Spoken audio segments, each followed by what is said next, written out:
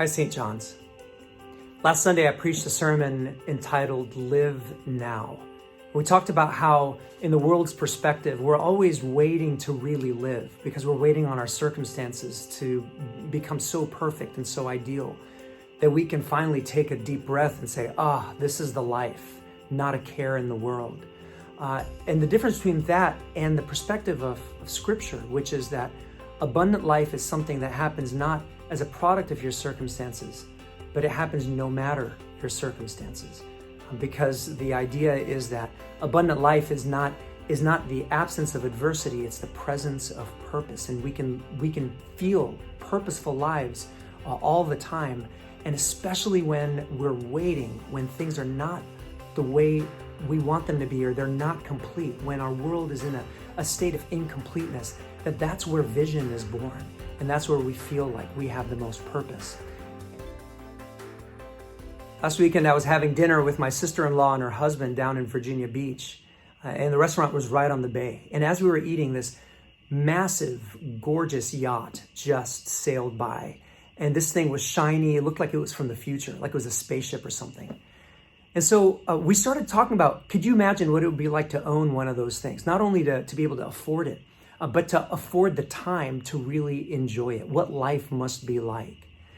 And again, it came back to this idea of life, like really living as a product of your circumstances. Like when you get to that place where you can say, not a care in the world, I can just sit back and relax and enjoy life. Versus this other idea of really feeling life's purpose in the midst of life's circumstances, like really feeling a fulfilled, joyful, purposeful life, even when things aren't perfect. And I wanted to just share with you the difference. If I were to imagine myself kind of interacting with these two people, right? The person on the yacht, or a person who is living in the midst of the chaos and yet feeling very purposeful. That I would say that's the difference for me between envy and admiration. I would definitely envy someone who can say, I don't have a care in the world. But I wouldn't admire someone like that because it feels like the circumstances are just in their favor. Real admiration is when you look at someone and you see that things aren't perfect, but they found a way to actually rise above their circumstances and find meaning and make purpose and find joy.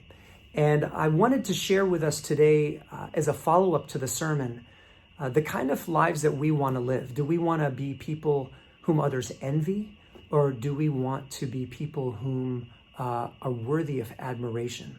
And I don't know if that should be our primary motive ever for doing things, but definitely when we think of our legacy in life and the way that we've chosen to spend this one precious time that we have, I think that the answer is clear.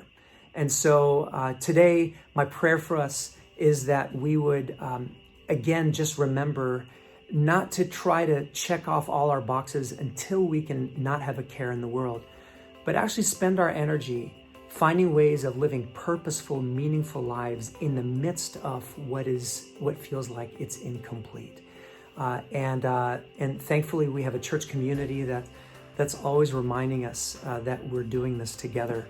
And so God bless you, St. John's, as you continue to contemplate your purpose here and now, not in the future, but right now, and how to live well. See you Sunday.